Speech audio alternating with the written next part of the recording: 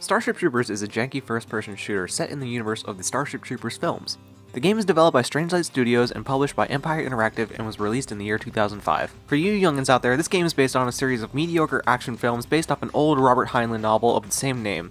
They aren't great, but the first one was directed by Paul Verhoeven, who had previously directed RoboCop and Total Recall, so it has its moments. Brain bugs? Frankly, I find the idea of a bug that thinks offensive. The developers of the game, Strangelight, were previously responsible for the PC ports of Crazy Taxi 1, Crazy Taxi 3, and Virtua Tennis. So a bunch of porting devs were told to make a first-person shooter. Wonder what could go wrong? This game is available on the PC if you can find a copy of it anywhere. There were plans for a PlayStation 2 version, but they have seemed to have been canned early in development. The premise of Starship Troopers is that the game takes place during the assault to retake the planet Hesperus from the clutches of the Arachnid hordes. You play as Marauder 06, a member of the Mobile Infantry Special Forces group, the Marauders. The enemy bugs are called Arachnids. The MI, or Mobile Infantry, in general, are this universe's version of the Imperial Guard. Who's that? Who are you?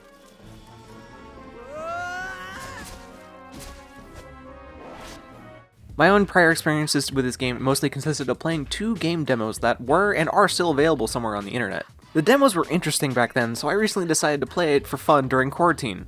This was a mistake.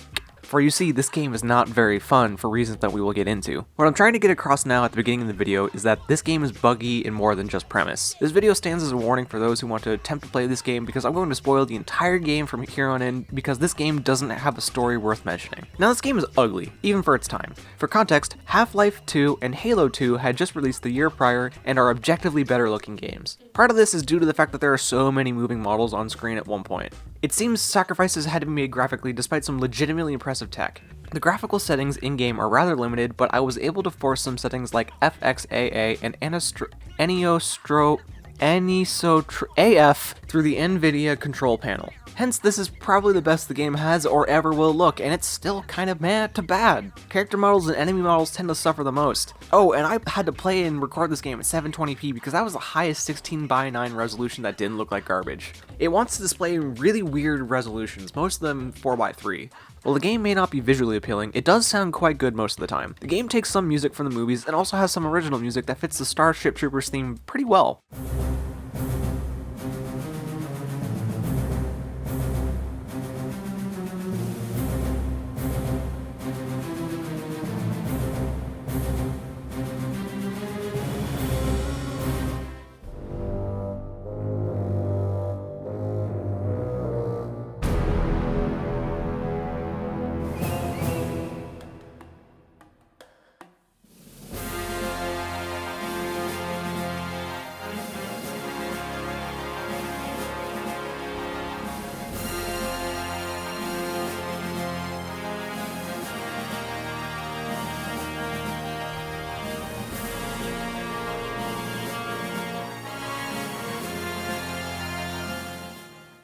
Be wary of the cutscenes in this game though. They play bits of the movie and their volume is tied to your system volume rather than the game volume, which is really annoying and deafening to me constantly. The voice acting is alright for the most part. No one really stands out as amazing or terrible. It's mostly like bland mid-2000s voice acting work. Looking a little ragged there. Here, let me patch you up. Yeah. Thanks, Doc. Can you do anything for the fear?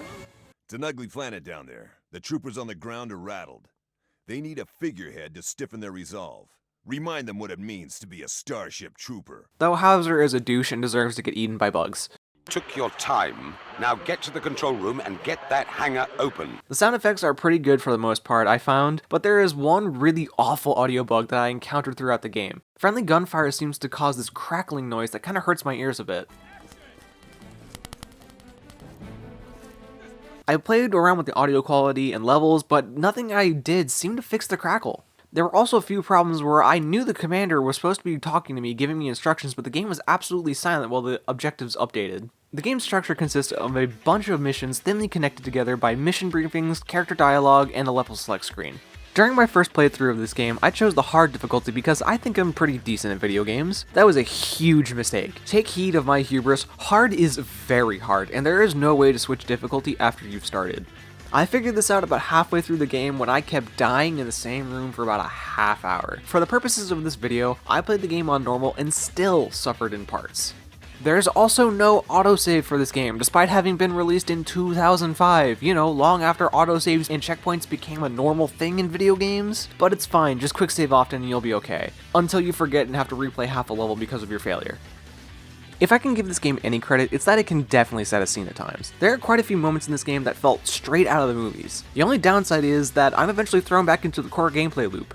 I think by and far the most impressive thing about this game is that I'm able to run it with actually few problems and almost no crashes. Not to say that there are any visual bugs, but the game crashed a few times during my original playthrough and none during my recording playthrough, which is really impressive considering it was designed in the form of Windows 4 generations ago. On originally playing, the first thing I noticed is that how slow I seem to move. I'm supposed to be some super soldier badass and I move like I have a broken leg? There's no sprint either, so your only real hope for moving faster is your jump. It's not terribly impressive, in fact I would dare to call it complete dog shit, but what you can do is hop quickly. This means you can bunny hop across the terrain at a very slightly faster pace than your run speed, but with less control. I mention this lack of speed because some later levels are very large and wide open, and it takes time to traverse them. This can be very boring. Also, there are all these fucking bugs in my face all the goddamn time. Speaking of bugs, there are quite a few different types to shoot. Most of them are reskins of the basic enemy type with a few different armor or health values, and sometimes shoot you. These types of bugs all have a weak point that's center of mass, so just shooting them works. However, there are a few special types of bugs to fight. You have hoppers that fly and have variations to perform napalm or kamikaze strikes. Tankers are big beefy bugs that can be damaged just by shooting them in the head. They can spit napalm and lob balls of fire. Plasma bugs are like upgraded tankers, except you can either shoot them in the head or the ass when they shoot at you. More annoying to deal with than tankers, despite having more weaknesses. There are sniper bugs to shoot you from afar, and also flashbang bugs that exist only to blind you and deal no damage. There are also these little scuttle bugs that do literally nothing. Rhinos are just giant rhinos with glowing weak points on their butts. Royal bugs are the boss enemies of the game. They suck ass because you need to shoot their eye shields out, which don't often take damage from the front, and they spaz the fuck out trying to kill you. Their AI is somehow tuned to make sure that you will almost never get a clean shot of the side of their face to deal some damage, making you waste ammo with spray and praise. In addition, good luck to fighting them from afar because their screams will deal damage from long range. They suck, but you only have to fight, 8 of them in the game. Lastly, we have my most hated enemy, the blasters. Fuck these bugs. Shiny blue beetles that hop around and fire shotgun blasts of plasma out their asses. Blasters were the bane of my existence on my hard run, and they gave me grief during recording too. From what I can tell, the projectiles have a slight amount of tracking, and if you get hit by a full blast, you are going to be losing all of your shields and most of your health on hard. Normal seems to just remove half of your shields, which is kind of nuts for damage scaling, honestly. The game also likes to spawn them in behind you at times, or have them surprise attack you when you least expect it. I hate these little fuckers so much that I make them a priority target whenever I see them. Like, I use a rocket launcher to blow these little fuckers to hell. I am not dealing with them. Where were we?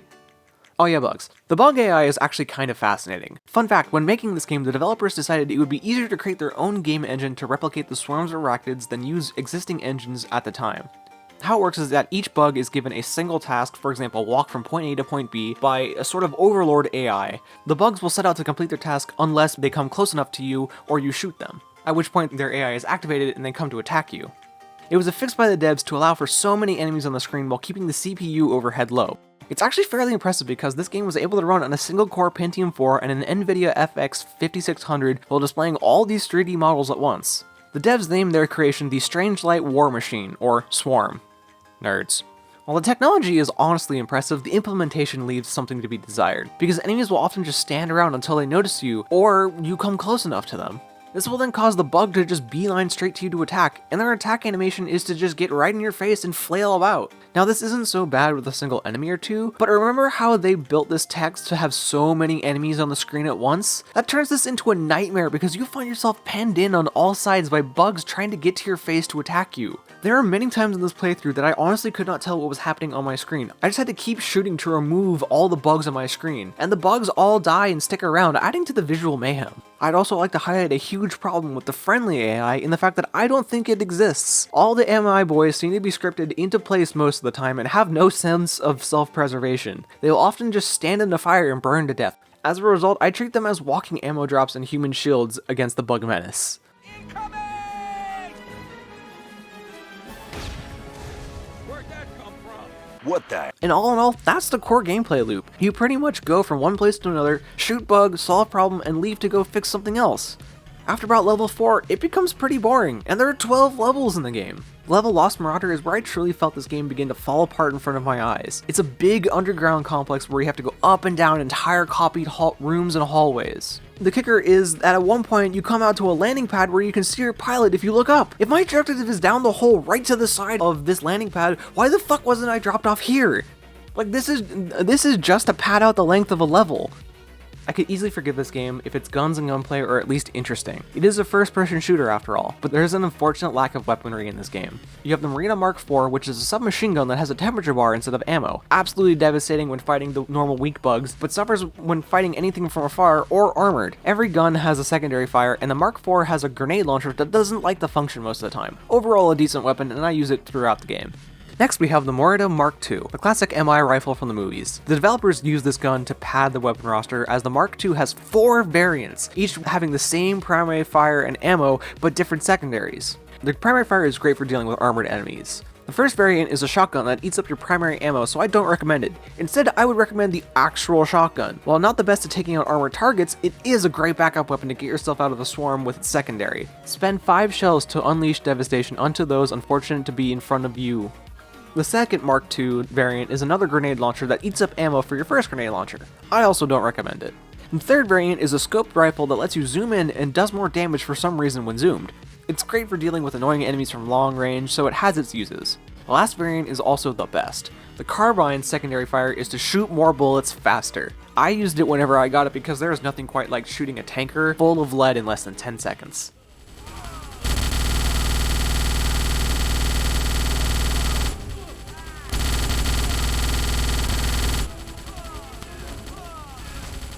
Other weapons include the MRL, or Multi-Rocket Launcher, a rack-fed rocket launcher that has incredibly short startup in between shots. This allows you to rapid-fire rockets at bugs for maximum effect. The secondary fire is supposedly lock-on rockets, but the rockets tend to just fly wherever when you use it. Next we have the Railgun, an incredibly rare weapon that deals devastating damage to anything in its path. Secondary is 2 levels of zoom, something nice for dealing with enemies from afar. Great for clearing space in groups of enemies. To wrap it up, we have the Missile Launcher, which is laser guided and creates massive boom.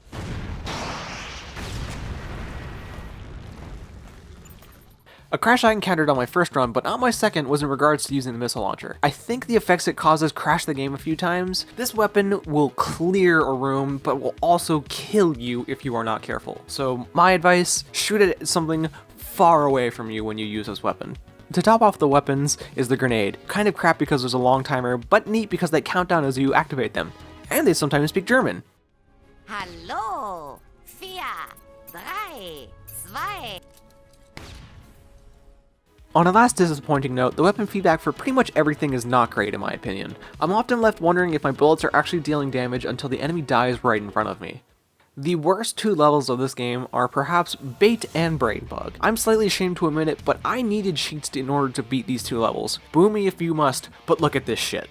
Bait requires me to protect Hauser's X-Bug, a reskinned Royal, which means I have to shoot wave after wave of bugs. It starts out fine, but at a certain point there are so many bugs that I can't walk 2 feet without dying. I just have to keep firing and moving, but I have to reload too. That means I die when the bugs close the gap. And it sucks to play. It's not very fun to bash my head against a near unwinnable situation. I reload different saves and die 19 times in the span of 45 minutes. That's 1 death per 2.36 minutes. I eventually cheat and use God mode just to simply survive. Because the goal of this mission is not to kill all the bugs, but survive long enough until the level is arbitrarily over. Maybe I have to kill a certain number of bugs, or certain bugs, but honestly, it feels like I have to live for over 10 minutes before the level says good enough. Then the countdown starts and you need to get inside the bunker before an orbital bombardment begins, or else you have to suffer through the whole level again if you didn't quick save. The final level of this game is actually broken in some versions of the game. Someone wasn't careful about their file names, and as a result, the final level will not load unless you go into the game files and fix a grammatical typo in the level's file name so that the game knows that the level exists. Otherwise, attempting to load the next mission will just result in a return to the main menu. Brain Bug does not fuck around. This level is going to throw everything it has at you. Hordes of bugs with many armored and long-range bugs intermixed. You have to follow the X-Bug as it leads you to the Brain Bug, a localized hive mind if you will. You go from arena to arena fighting bugs until you get to this godforsaken hole in the ground. There are enough bugs around it that will kill you if you aren't careful. The hole is tall enough that it will likely kill you from fall damage even at full health. And to top it off, the bottom is littered with blasters.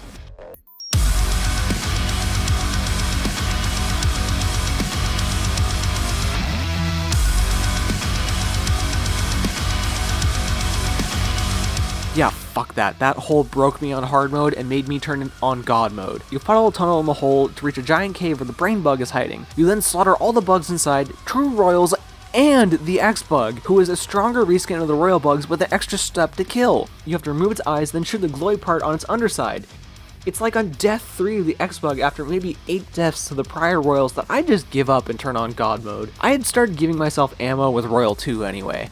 My only other option was to run all the way back into the tunnel to some supply crates and also get attacked by bugs each time I did it. Makes me waste some ammo just to deal with them. And you have to remember that I'm playing this game on normal for the sake of this video. I beat it on hard with cheats and it took me 30 minutes to complete these boss fights. Hell, on this go around, it took me 8 minutes on god mode just to kill the X-Bug. I'm honestly not sure what sick human being got to test this game and found this hard mode to be acceptable and possible to complete, but they were obviously not paid enough for their time dealing with this piece of shit. But defeating the X-Bug results in defeating this awful video game. You get a congratulatory debrief, a few cutscenes, and the credits. All in all, it's easy to see why this game was a flop, and most people don't even know it exists. This feels like something that was made in the years between 1999 and 2002 rather than 2005. Half-Life 2 and Halo 2 had been released the year prior and cemented expectations for FPS games that their predecessors had respectively created years before. I can see why this jank mess wasn't very appealing to consumers at the time, and frankly even now. Its core gameplay loop of shoot, bug, go place isn't very fun after multiple hours of gameplay, your weapon selection is piss poor compared to other games of the era, and the myriad of design and system choices make for a less than stellar game. Less than a year after release, Strangelight would become a part of Rebellion, the makers of those jank sniper games, among other things. According to obscure internet documentation without proper citation, the team at Strangelight would go on to create the core team of Rebellion Liverpool. Empire Interactive would go bankrupt 4 years later during the Great Recession, with the rights of their games trading various hands. Nowadays, Starship Troopers languishes in obscurity and is no longer available for sale digitally, with few physical copies popping up on the internet from time to time. However, a Russian version of the game was uploaded to the internet years ago and includes the English version along with a Russian one, so you can find that if you really want to play this game. Starship Troopers isn't great by the standards of its time and certainly does not hold up very well. Not something I would recommend unless you are the kind of person who likes getting kicked in the balls for 9 hours while a swarm of bees has taken residence inside your pants. Or if you like really bad janky games, then it's a great time. But for most, don't touch this thing unless a friend dares you, and in that case ask for money so it can be worth your while. Thanks for watching.